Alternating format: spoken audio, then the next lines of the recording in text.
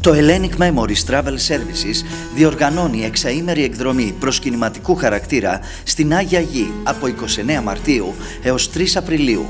Ένα μοναδικό οδηπορικό στο μεγαλείο του χριστιανισμού, ακολουθώντας τα βήματα του Ιησού από τη γενέτειρά του μέχρι και το λόφο του μαρτυρίου. Βιθλεέμ, Ναζαρέτ, Κανά, Γεστημανή, Καπερναούμ, Ιεριχώ, Σαμάρια, Ιορδάνης ποταμός, Τιβεριάδα, Όρος Ελαιών, Σαραντάριο Όρος, σε ένα παζλ εικόνων, συγκινήσεων και θρησκευτικής ευλάβειας που θα μείνει για πάντα ζωντανό στη μνήμη μας.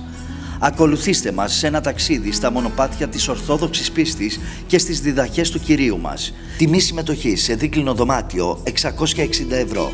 Δωρεάν μεταφορά προς και από το αεροδρόμιο Μακεδονία με λεωφορείο του γραφείου μας. Hellenic Memories Travel Services. Προσκύνημα στην Άγια Γη.